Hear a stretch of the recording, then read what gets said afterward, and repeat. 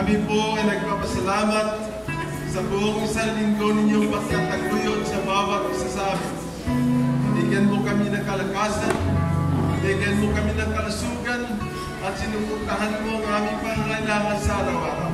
At ngayon, narito kami upang ialay sa iyo ang pagsamba at upang pakinggan ang inyong mga salita.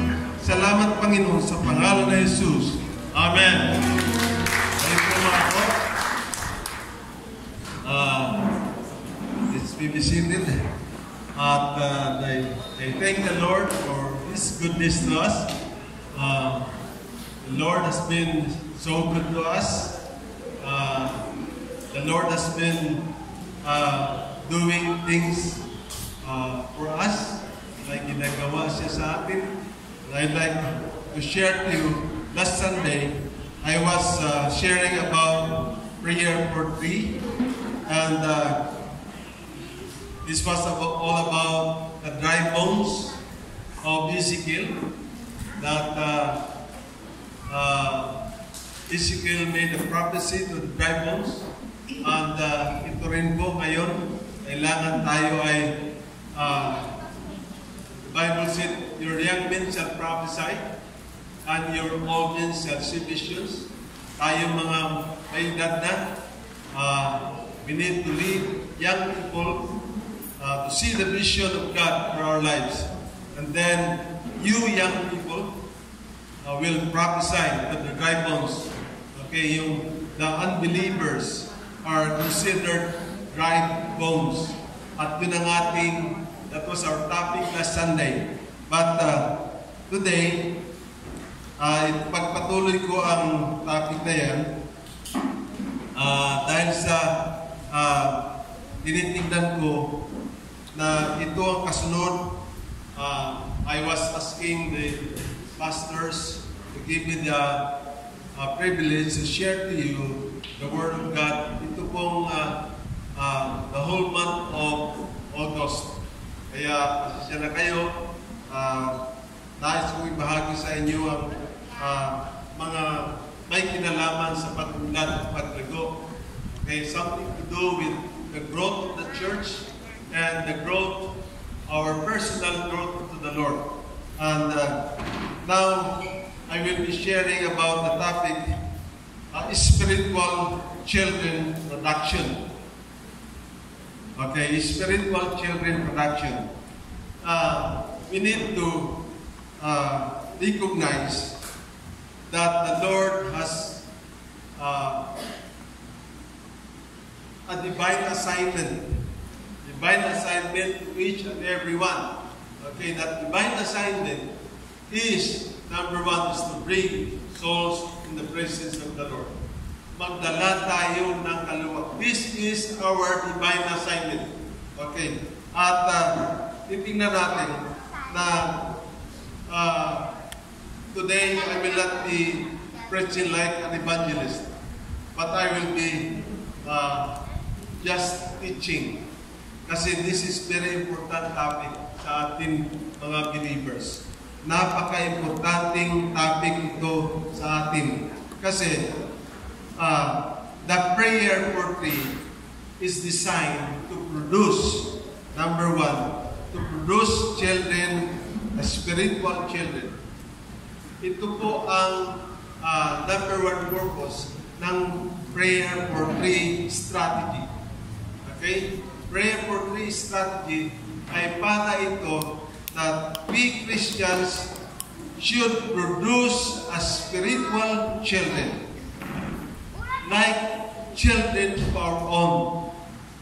Kasi the problem of the believers today, ang problema, ang mga believers, hindi nila tinitignan na parang sila ay nag-produce ng mga spiritual children. They would come to church, join the service, after go home, then do nothing. But the problem is, if we will not see ourselves as spiritual parents, then we don't have the responsibility. Wala tayong responsibility. Maraming Kristiyano attend lang ng church, tapos uwi na, at ayaw pang mag-share.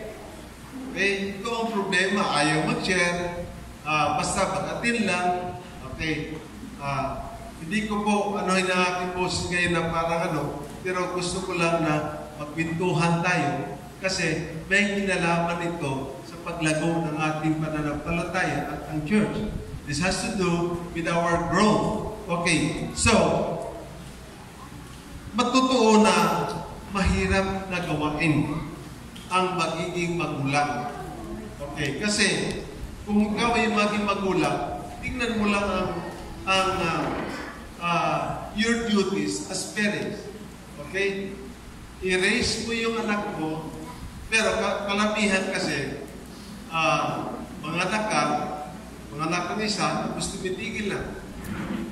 Ngayon, sa ating panahon ngayon, sa mga material na magulang, will only produce like 2 or 3 children. And after that, the spirit of barrenness,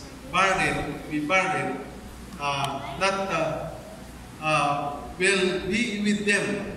So, after they produce only like 2 or 3, then they will stop. Ganun din, in the spiritual side, there are believers. Okay, wala silang responsibilidad sa kanilang dinadala sa Panginoon. Okay? Wala silang responsibilidad. Basta dinala na sa Panginoon, tinatanggap. There are lots of believers who become they have this problem of parasite. Okay? Yung parasite, yung bang nanganak ka, then after you give birth, you ignore your own baby. That's what we call parasite. In the spiritual realm, we believers, tayo mga mananampalataya, nag-share tayo. Nag-share. Pero yung others are preaching inside the buses. Pero when there will be someone that will receive the Lord, there will be no care from spiritual parents. So, this principle, gusto kong makita ninyo na tayo mayroong responsibility as children of God. Okay, in the spiritual realm, tayo rin, we must produce ourselves as spiritual parents. Okay, ang unang issue, paano kung walang mag-share? Paano kung walang mag-share sa iyo ng Word of God? Halimbawa sa atin, paano noong nakaraan kung walang nag-share ng Word of God? Saan tayo ngayon? Okay? Hindi tayo. Wala tayo. Paano kung si Brother Pasi, Serdos, hindi nag-share kay Sister Concha? Saan nandoon si Sister Concha ngayon? Paano kung walang mag-share sa akin? Kung walang nag-share sa inyo, saan kayo ngayon? So, ito ngayon ang problema. Paano kung walang share? Wala sanang mag-born again kung walang mag-share. At walang madagdag ng mga believers. Tandaan natin ito. Our community, Christianity will deteriorate as well as our country. Our country will deteriorate kung we believers will not be sharing the Word of God. At aside from just sharing, meron kang responsibility that you make yourself responsible as parents in the Lord. Kailangan gawin natin sarili nating mga magulang.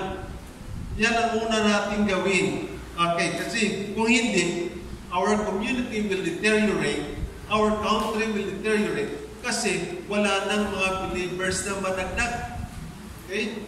Wala nang madagdag. So, some share, but no ideas that they are producing sons and daughters in the Lord. Marami nagsishare, parang wala lang.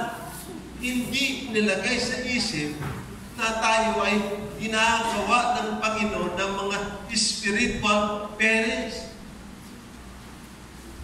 Kung sa 7 years old pa lang, there is someone sa grupo nila, 7 taon pa naman si Grace. Pero 7 years old, nag-aalaga na ng mahigit 3 cell groups. Ang isang cell group, merong 12. Okay. Pero si Grace, nag-alaga ng 3 cell group. That's how many people? 12 times 3. Okay, in one cell group, merong 12. So, 7 taon pa lang siya noon. She was only 7 years old. But he cared for 3 cell groups. Meron siyang alaga. Kasi, nasa isip niya na tinawag siya ng Panginoon, okay, para magsimula siya. Bagamat siya ay 7 taon pa lang, pero she already looked at herself as parents to 3 cell groups. Kasi nasa kanya ng isipan na siya ay magmagulang. Okay. So, marami kasi na nagsishare ng word, yung iba hindi na nga nagsishare. Wala nang pakialam. Basta come and go to the church. Walang pakialam. Pero tayo mga Kristiyano, we have a divine assignment. Meron tayong assignment na binigay ni Lord. Ang sabi ni Pablo, na hindi siya nagkulang sa vision na galing sa Panginoon. Hindi siya nagkulang. Kanyang ginawa ang pangitayan na galing sa Panginoon. So, ang pagiging magulang, okay, spiritual parents, si Pablo man, Apostle Paul, sinabi niya kay Timothy 1:2, nasabi nito, unto Timothy, my own son in the faith. Sa totoo lang, hindi naman niya anak si Timothy.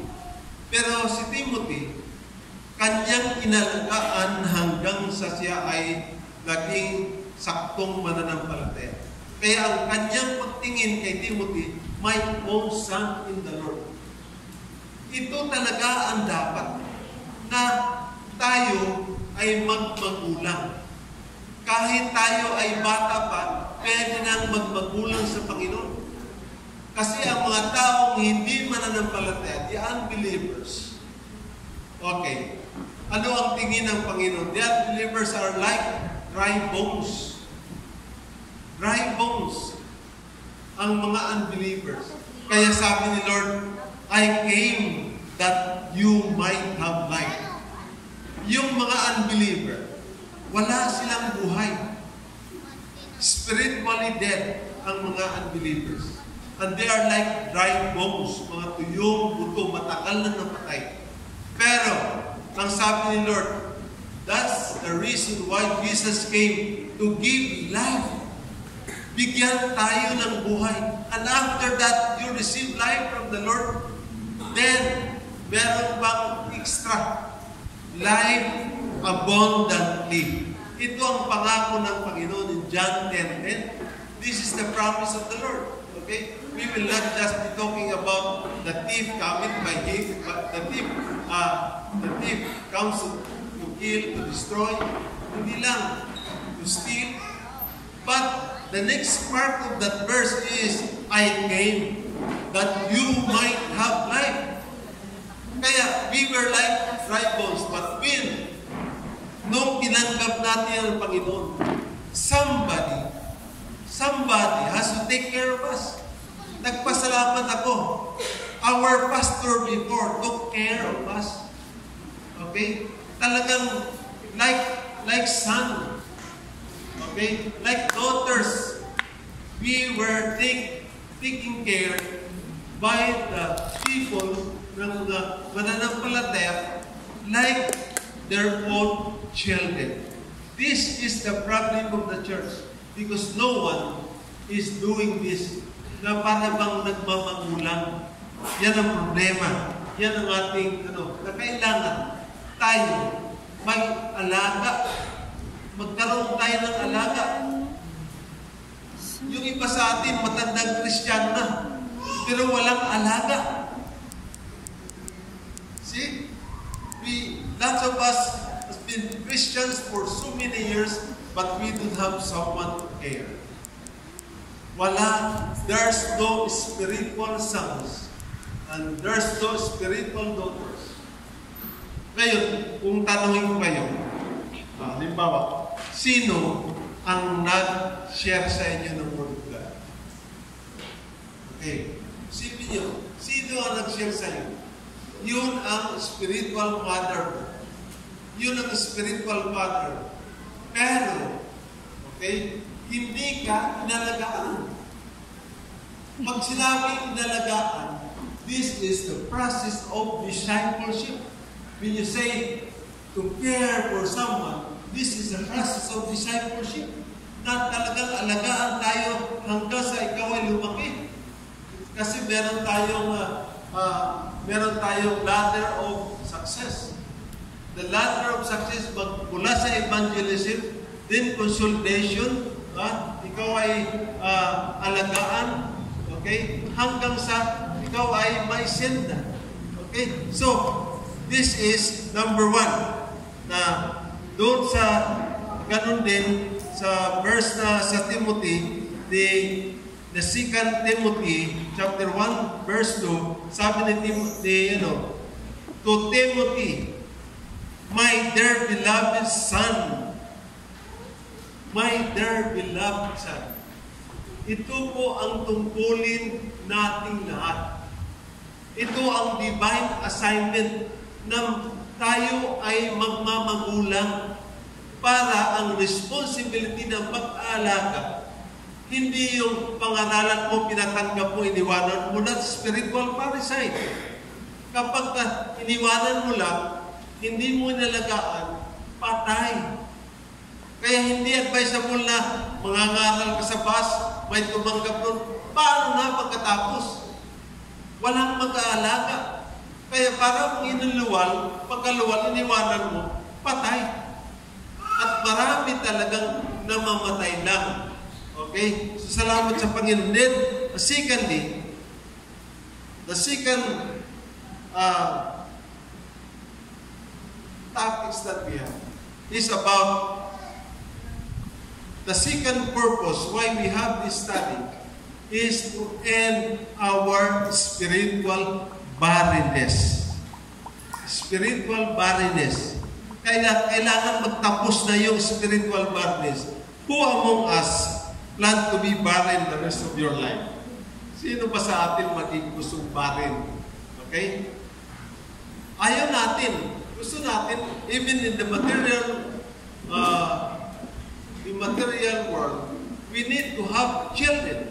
Okay? Kailangan magkaroon tayo ng anak. At kung hindi pa nga, merong process of adoption. Process, if you will be barren, yung hindi mga anak, ang tawag ito, bao. Kapag ikay bao, meron pa rin, paraan yan. Remember, si Moses. Okay. Panahon ni Moses. Moses sa palutang-lutang sa ilog, in the river of the Nile. Nandun si Moses.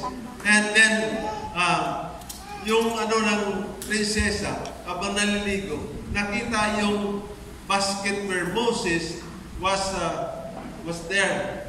So, sabi ng I will adopt this boy. Sabi ng prinsesa, I will adopt this boy to be my own son. Okay? So, nandun yung adoption. Kung si Moses hindi inadopt, he will not be Moses if he was not adopted. Okay? But because he was adopted, he became Moses. Okay? Na siya. Kaya tayo ngayon, even in the material world, Tingnan mo, kung tayo ay hindi na able to produce like Sister Luz. Pero nag-adapt siya. Okay? Pero responsibility natin, when you adopt someone, to create in him like Moses. It's our responsibility na gawing Moses. Okay? Kaya, tingnan nyo, si Eli has two sons. Okay? Pero hindi niya nagawang mahusay na anak.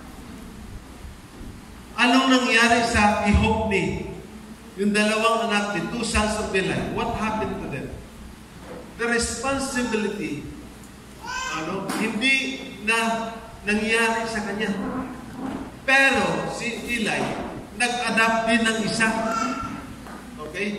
Ang adapt din niya ay si Samuel, the son of Hannah. Okay? May panganak si Samuel, pero na-adapt ng isang pari na si Eli. Pero there was a father and son relationship. Okay? There was care for spirituality. Okay? Kaya, what happened to Samuel? Okay? And because of Samuel, he anointed the king. Okay? Naging siya tagapag-anoint sa king at naging hari. Because of him, naging hari. Nag-anoint siya ng hari. So, ito ngayon, kailangan tayo mag-stop na ang spiritual barrenness. Because you don't know what will happen. If you will care for someone, baka that someone na iyong alagaan, magiging hari. There was a story that one preacher, nag-preach lang siya, and he said, isa lang ang naligtas sa kanya. There is only one acceptance. One person that is saved through his ministry. But that person become Billy Graham. Okay? Naging Billy Graham. Paano? Nagkaroon ngayon ng marami, thousands are saved. Why? Because merong isang nag-aalaga. Okay? Sa ngayon, ang problema kasi, there is that, alam niyo ba, there is that anguish of barrenness. Tingnan niyo si Hannah. Ang anguish, talagang umiiyak siya.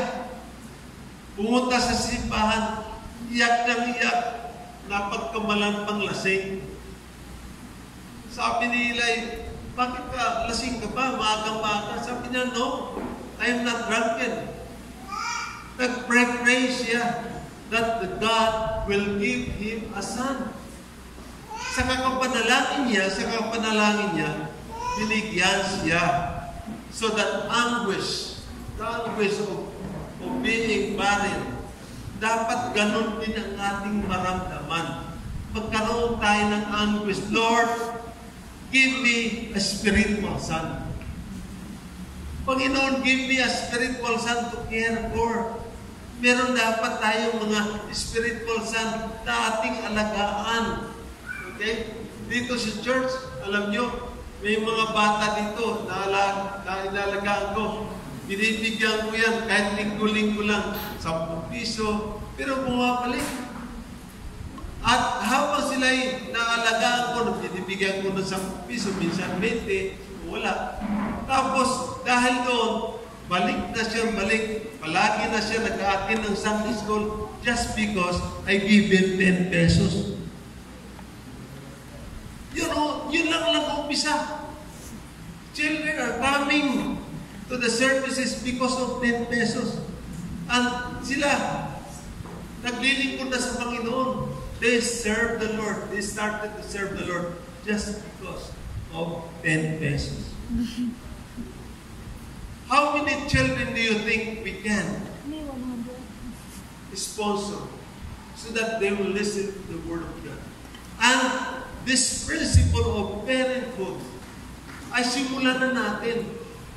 Simulan na natin kasi kung hindi tayo magkaroon ng pagmamagulang, wala tayong responsibilidad. Ang gusto natin, sisimba lang uwi, simba uwi, sumba uwi.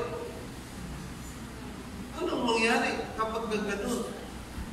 Wala na tayong, ang kinabukasan ay that the future of the Philippines will deteriorate. The future of the church will deteriorate. Alam niyo, may bansa sa Europa ganito. Sa Europa, grabe ang revival. Pero hindi nalagaan ng mga bata. Kaya nagsilakihan, wala na. Walang parenthood. Spiritual parenthood. Kaya nagkatagalan, malalaking simbahan ang laman 10. In Europe, there are lots of churches, big churches. But sadly, there are only 10 people inside the church. What happened? That deterioration. Okay? Deterioration of the believers. Kasi hindi nag-aalaga, hindi nagmamagulang. Kaya kung tayong lahat, if everyone, okay, will stop the barrenness, spiritual barrenness, kung titigilin natin yung pagkabaog, okay, kasi yung iba, okay, meron nang na pangaralan ng isa, dalawa, tapos tumigil na. Okay? Tumigil na. Kung tanongin ko kayo, isa-isa, ilan na ba ang naligtas dahil sa iyo? Ilan na ba ang naging mananampalataya dahil sa iyo? Maaaring sasagot kayo, maybe 1, maybe 2, then after that, stop na. No. The spirit of barrenness should be stopped sa ating Sabi ng Psalms 92 na verse, siguro yan, 13 to 14, na sinabi niya sa atin na kayo ay magiging fruitful even at your old age. What kind of fruit? Old age, can you still bear your natural son? No more. Wala na, you cannot produce anymore. But spiritually, you still can produce. Pwede pa tayong mag-produce ng spiritual son at the age of 80, at the age of 90. Pwede pa ikaw, if God has a purpose for you to produce children in the Lord will let you live even 90 years old, even to 100. Kasi there is no spiritual barrenness. Wala tayong barrenness. Yung mga, alam nyo, yung mga wala ng ability to produce, there's no more ability to produce, that becomes barren. But when we Christians should not be barren. Okay?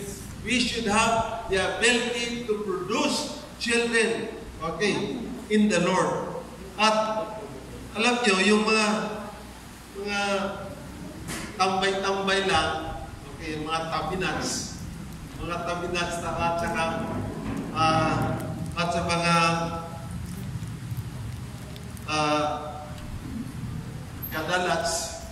gadalats talaga, mga gadalats, mga tabinats, okay, mga walang responsibility yan.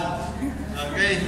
Walang responsibility yan kasi gusto nila, sila ay isigulaki lang. Okay? Yung ating mga binata. But once na mag-asawa na, katulad ni Sedi, nag-asawa na, pretty soon, meron na silang alagaan. Okay? Pretty soon, meron na silang anak. Okay? Tingnan mo si, Sir Mila, meron na namang alaga. Kasi meron na namang apo. Okay? In the natural.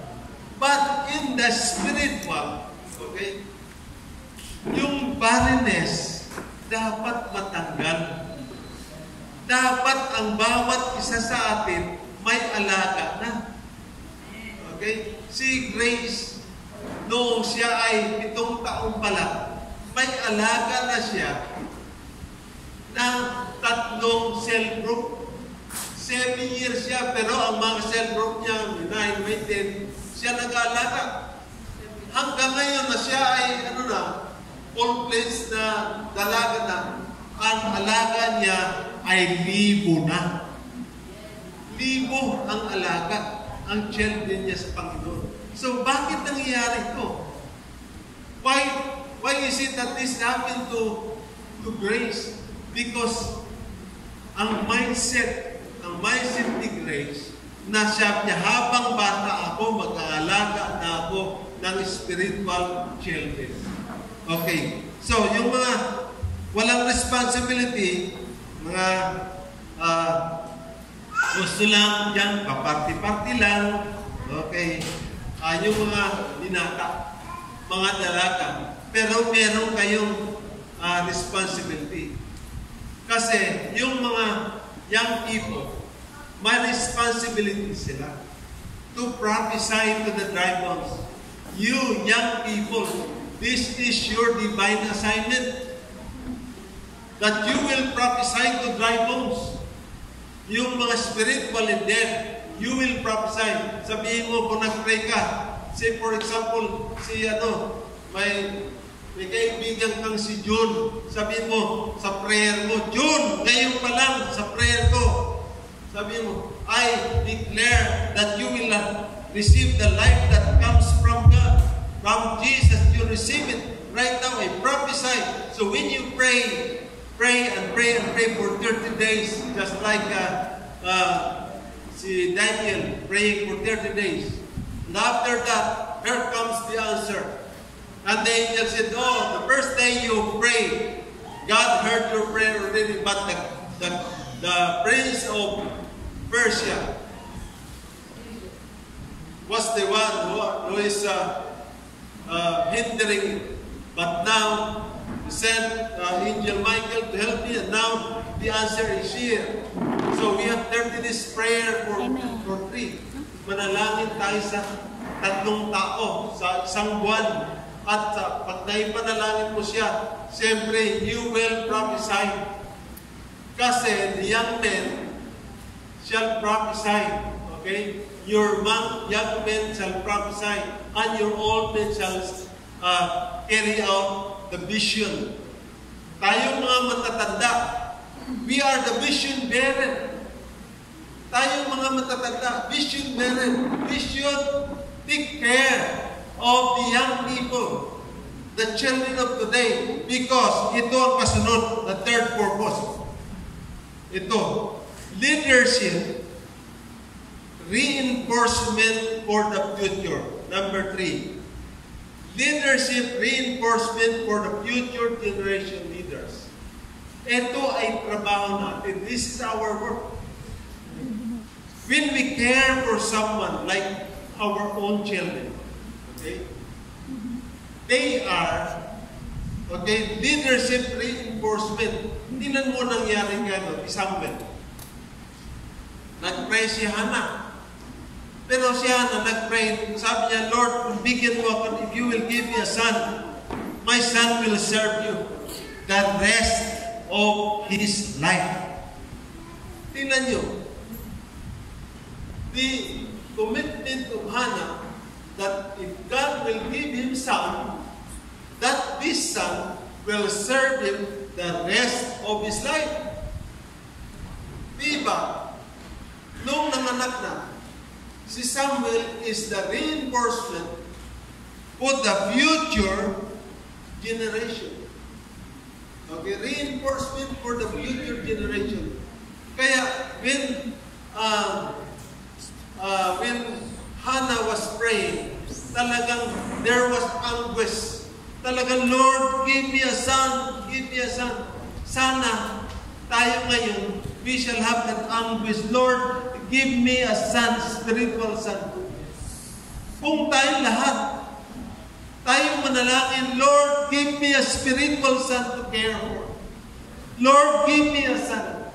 And when the time that you will share the gospel to them, when you pray for them, okay, you declare and prophesy life. Kasi yung dry bones, si Ezekiel, sinabi ni Lord, prophesy Ezekiel to the dry bones. So he prophesied to the dry bones na magkaroon ng flesh, magkaroon ng skin, magkaroon ng sinew. Then, meron na, kompleto na. Then, prophesy to the wind. Kaya, nagkaroon ng buhay. Okay? So, sino dito ang mga kabataan pa? Pakita sa kamay. Kabataan. Those who are still young. Don't consider yourself old. Okay? Consider yourself young. Okay? So, if you consider yourself young, you prophesy. You prophesy to the dry bones. You share the word of God. You evangelize. You win people to the Lord so that they will become your children. And when they will accept the Lord, treat them as your sons and daughters to care for spiritual. Ito ang kailangan natin. This is all that we need so that the growth of the church, okay, our personal growth, mangyayari sa atin. Okay? Kasi, kung wala tayong pakialam, katulad ng mga tabinats, na wala lang ginagawa kundi party-party lang, i-stop na natin yun. Tigilan na natin yun. Kailangan tayo na ay magkaroon simula ngayon. We will pray, Lord, give me a spiritual son as early as my age today. I may be 10, I may be 12, I may be 16. Lord, give me spiritual son. Pero pag dumating, once the spiritual son will come, the responsibility is yours to be parent. Maging magulang kayo. Okay. Ito si Samuel is a reinforcement for future leadership. He anointed, okay, tingnan nyo, he anointed King David. Yung na nung siya ay binuntis pa, nagbuntis na si Hannah. At talagang pinag-train na niya anak niya hanggang sa ninuwal nang maawat na. Okay, naawat na si Samuel. Binigay niya na doon sa simbahan. Kasi pinangako niya na ang anak niya maglilingkod sa Panginoon sa the rest of his life. So, she fulfilled her promise. Give Samuel to prophet Breast Eli. Okay? And doon naglilingkod na siya. Naglilingkod. While the two sons of Eli, sila Hophni, anong ginawa? Yan ang problema. Because our own sons, hindi natin sila naaalagaan as your spiritual son. Even if you are the true parents, okay, naturally, the responsibility is make them your spiritual son. Kasi, ang nangyari sa mga anak ni Eli, pinarusahan lang ng Panginoon na matay. Dalawa. Kasi may maraming kalokohan sa simbahan nila.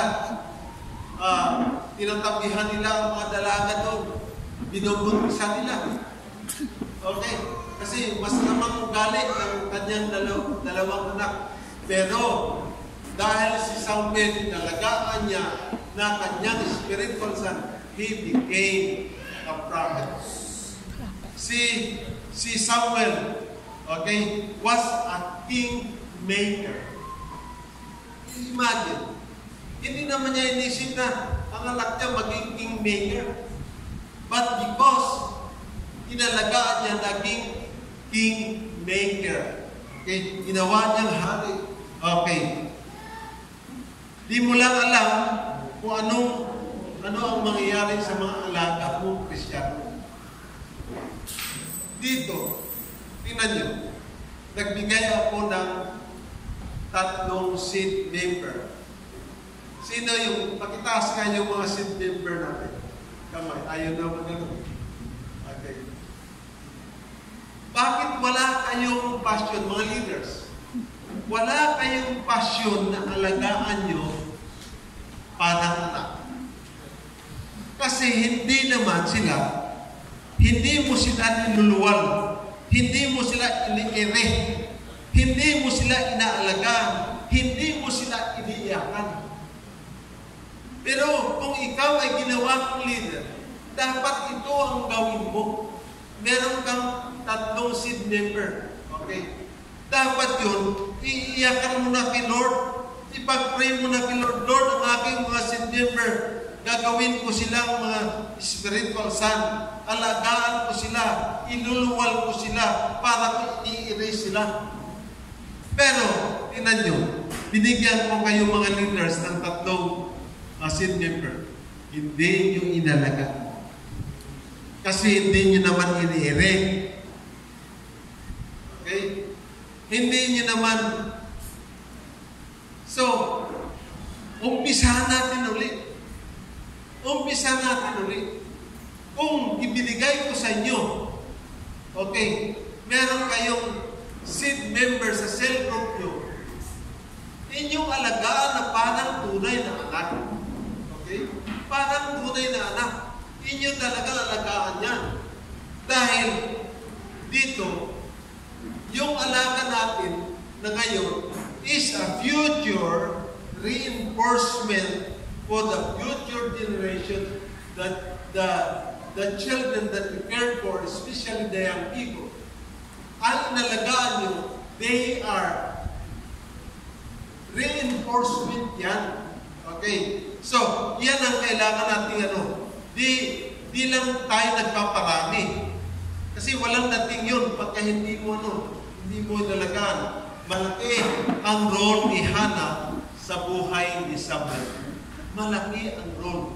Iniiyakan talaga niya. Okay. Kawawa ang next generation kung di tayo mag-parenting ngayon.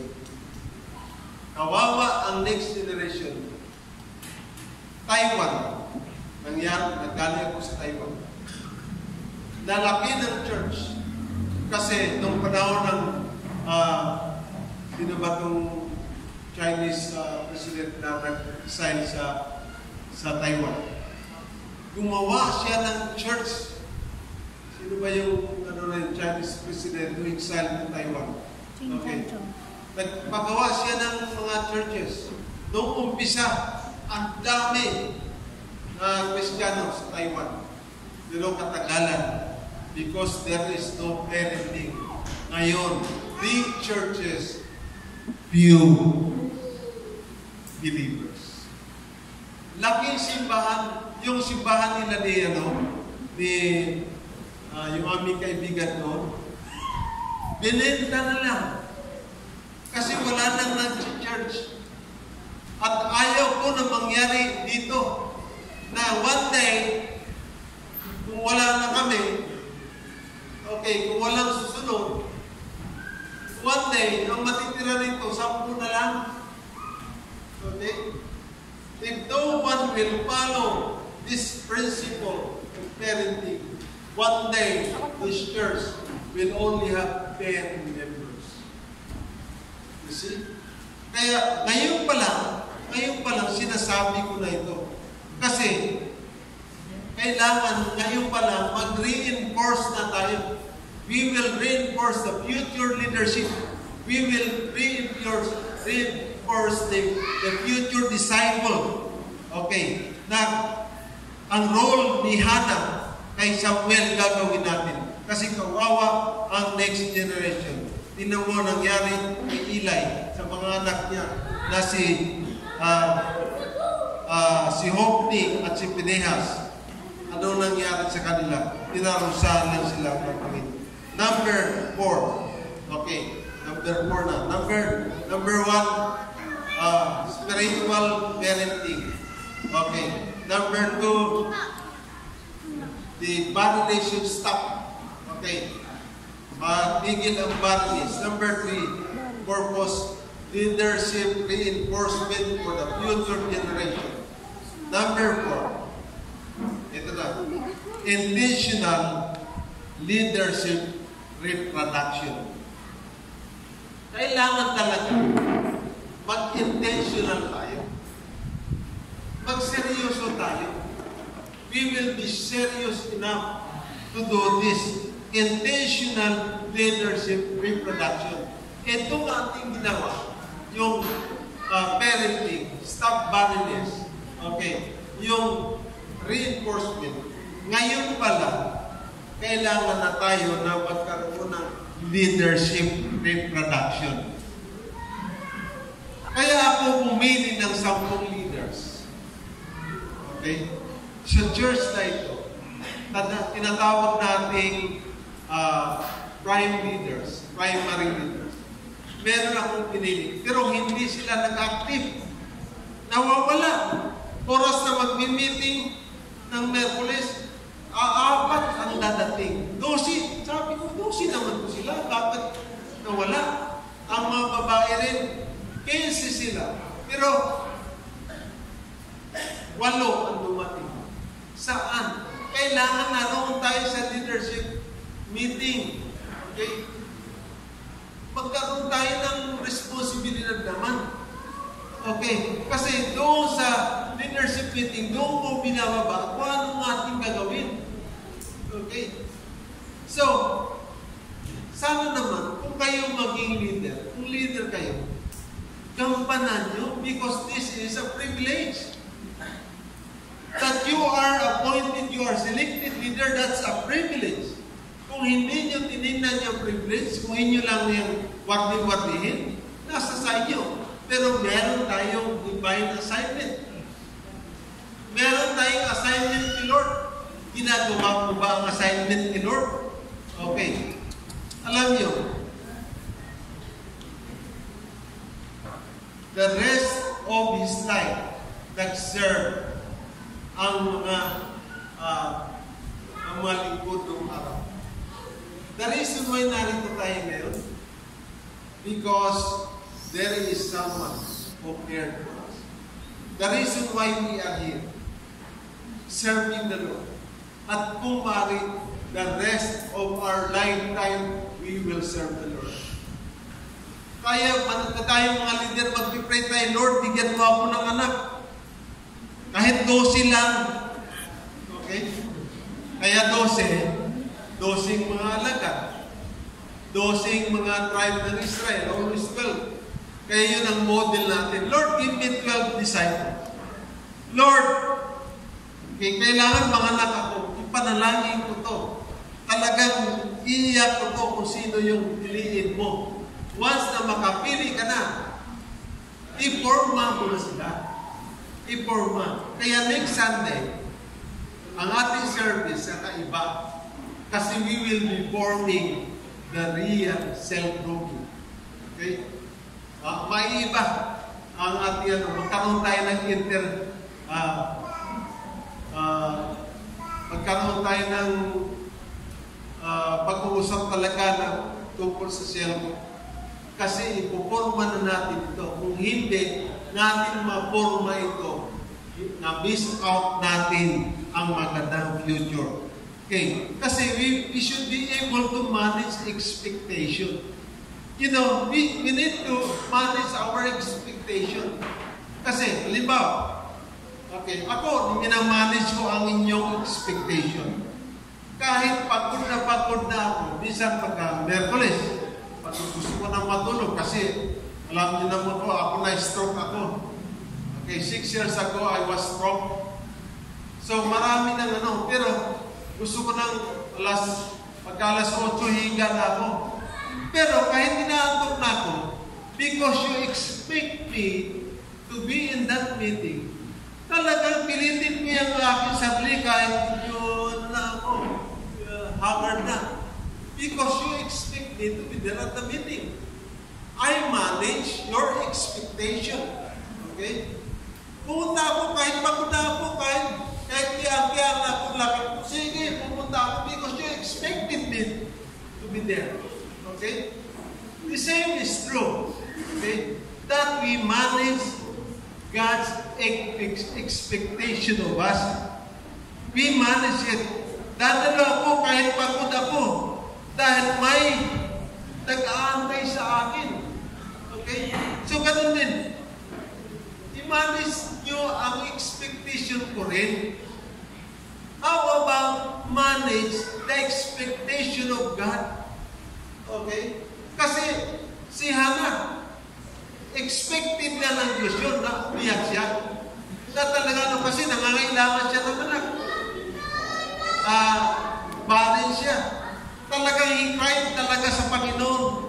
Parang lasing siya na kikibot-kibot yung bibig niya. Okay? Expected yun ni Lord because God knows that He need that prayer for Him to produce son. So He cried out. Umiyak. So God, if God expected tayo, if we have problem, kung may problema tayo, God expect you to pray. Kasi marami tayong expectation from God. At totoo lang yan, maglilingkod tayo sa Panginoon, pero sa likod ng isip natin, Lord naman, lain mo ako ha, bigyan mo ako na blessing, bigyan mo ako ng pera, bigyan mo ako ng kotse, dami natin expectation. Pero, ang expectation ni Lord, hindi mo sinagot. Kasi it's a mutual relationship. We have expectation of God. Ngayon lang, nandito ka simbahan, nakaupo ka dyan, nakikinig ka. Lord, worship kami sa iyo. Pero pagkatapos ito, Lord, bigyan mo ako ng, meron tayong mga expectation. Lord, bigyan mo ako ng blessing, bigyan mo ako. Pero tinatago mo lang yan, sa likuran mo lang ng isipan. Lord, siguro. Pero, that is your expectation. Okay? Pero ang expectation ni Lord, kapag may problema ka, ang expectation ni Lord, mag-pray ka. Okay? Pupunta ka doon sa Barreness para manalangin. Expectation ni Lord yan. So, hindi natin ang expectation ni Lord of us. Kasi we should be able to manage God's expectation of us. Kailangan ma-manage natin yun. Okay. He knows He will grant the desire of your heart. Alam niya yan. Alam niya yan na meron mga desire. Pero busugin natin ang expectation ni Lord. Ibigay natin ang expectation ni Lord. Okay. Ang expectation din si Lord sa atin, may expectation siya. Magkaroon tayo ng ang expectation niya sa iyo, magkaroon ka ng spiritual son. Sino sa atin ang meron mga spiritual son? Saan nandoon? Saan nandoon na alagaan mo ba? Saan nandoon ang mga So, ito, madaming expectation si Lord sa iyo. Tabla-tabla lang tayo. Okay. Si Lord, maraming expectation sa atin. Marami din tayo expectation sa Kanya. It's natural, but natural for you to pray. To ask the desire of your heart. Expected na ni Lord yan. He knows already. Before you ask, He knows already. But, you must satisfy the expectation of God. You must satisfy Him. Okay.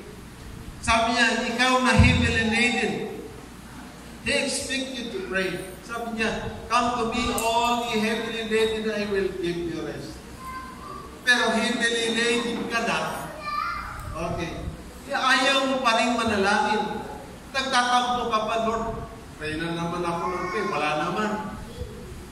Kasi hindi mo pa na-satisfy ang expectation ni Lord. Okay.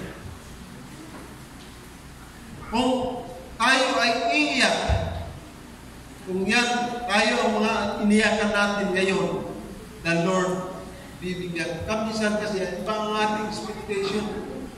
Pagka nag-pray ka, Lord, bigyan mo ako ng iPhone, Lord, bigyan mo ako ng iba. Ibig sa, ang prayer mo, Lord, bigyan mo ako ng spiritual son. Ang prayer mo, Lord, bigyan mo ako ng iPhone. Okay. Bigyan mo ako ng maraming pera. Puro pera. Pero yung dry bones, the dry bones prayer is designed for saving souls. Okay? Hindi yung pangalawa lang yung secondary na lang yung Lord, give me iPhone. Lord, give me more blessing. Lord, give me more, give me more, give me more. That's secondary. But the number one purpose of that is for souls to be saved. Na magkaroon tayo ng mga spiritual son. Meron na ba tayong spiritual son? Sa linggo, liwanagin ko yan. Sa linggo, kasi kailangan nandito kayo. Baka hindi kayo darating sa linggo. Kasi pag-usapan na natin yung responsibility natin. Okay. Kapag iniyakan natin yan, bibigyan ka ng Panginoon. Lord, sabi mo, anong silbi? Ito, mas magandang ganitong prayer. Lord, anong silbi ng ganda ko? Ayan, mga young people. Anong silbi ng ganda ko kung wala akong alaga? Anong silbi ng profession ko? Naging teacher na ako, pero walang naman akong alaga. Anong expectation ni Lord? See? Anong silbi nung ikaw ay pogi? Papugi-pogi ka lang, pero wala kang alaga. Ha? Talagang titignan natin. Anong silbi nung engineer ka? Anong silbi nung ikaw ay lawyer? Pero wala ka namang alaga. You see, walang silbinta lahat yan. Walang benta lahat yan. Pero kung ikaw ay merong alaga na tao na dalhin mo sa Panginoon, iyan na. So, kahit isa lang, pero huwag naman rumbarin ka sa isa lang. Huwag ka tumigil sa isa. Hanggang sa ikaw ay 80. Kung gusto mo pang buhay ni Lord ng 80, ngayon pa lang mag-alaga ka na. Kasi ayaw ni Lord, okay, na ang alaga mo, mawala ka ng ina. Okay? Ayaw ni Lord ko. Kailangan ang alaga mo may ina, may ama, at ikaw yung ama. Kaya kung kahit ikaw, makarating ka pa ng 80, makarating ka pa ng 90, dahil merong alaga. Pero kung wala kang alaga, sabi ni Lord, wala ka na naman ginagawa, uwi ka na dito.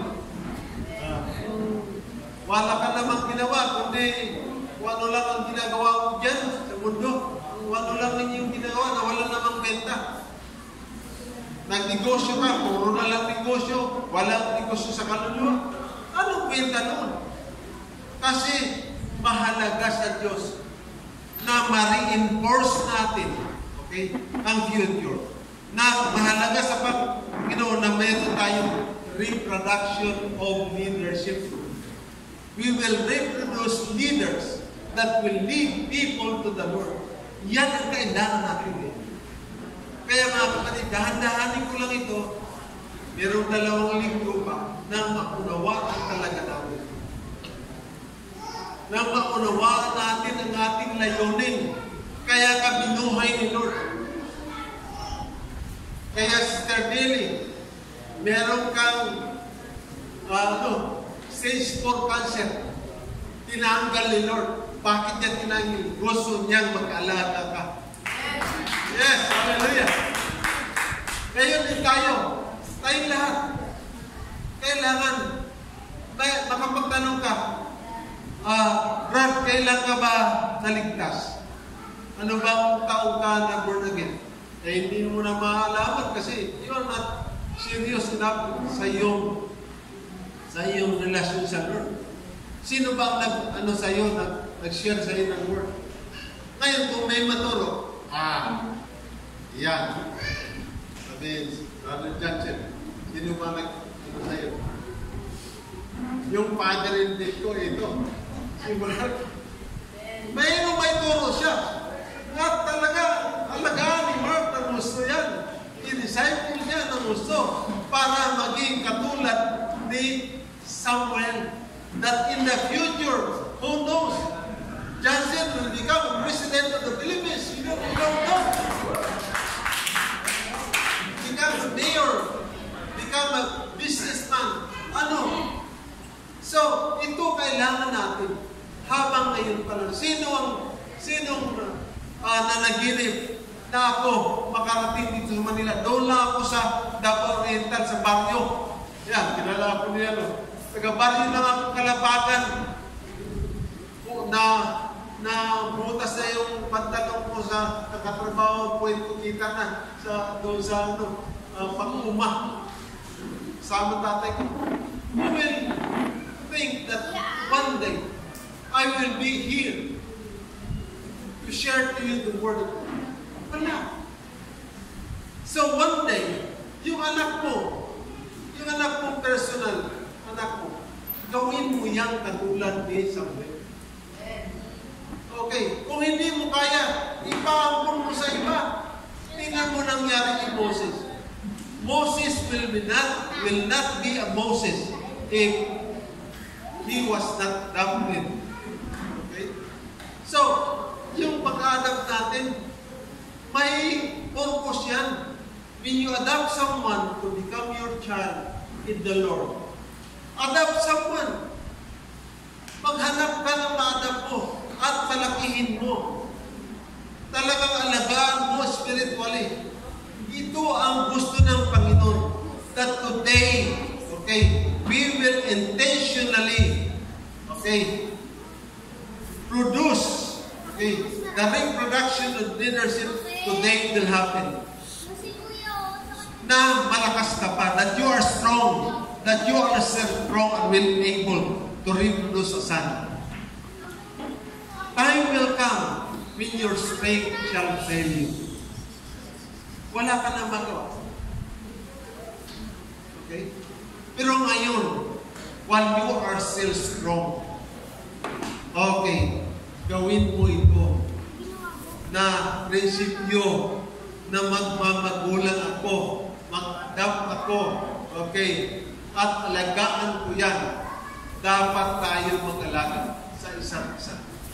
Dito pa lang mag-alagaan na tayo sa isa't isa upang mangyari ito, okay, na ito ang kailangan natin. Iyakan natin sila sa ngayong galit sa Panginoon. Okay, hindi lang tayo manghingit, umiyak sa Panginoon dahil nanghingit ng iPhone. Lord, anong silbi ng kapugihan ko? Okay, sa mga gwapo dyan, mga kabataan pa malakasan yung katawan. Anong silbi lakas mo? Kung hindi mo gamitin yan sa pag-aalaga. Okay? Anong silbi ng ganda mo? Sino dito ang mga maganda kita sa bahay? Anong silbi ng ganda mo? Kung wala kang alaga. Okay? Wala ka lang natural children. Wala pa rin spiritual children. So, to produce a spiritual children ay wala yang limitasyon. There's no limit, age limit to produce spiritual sons and daughters of the Lord. Sabi ng Biblia, I will be fruitful even when I am old. Okay? Anong ibig sabihin nun? Hindi ka naman mag-fruitful sa kung ikaw ay 40 na. Ang hirap ng mga anak nun. Okay, 50, wala na. Pero kay Lord, pwede pa. Okay? Nagagawin natin ito na ito ang gawain natin merong eternal significance.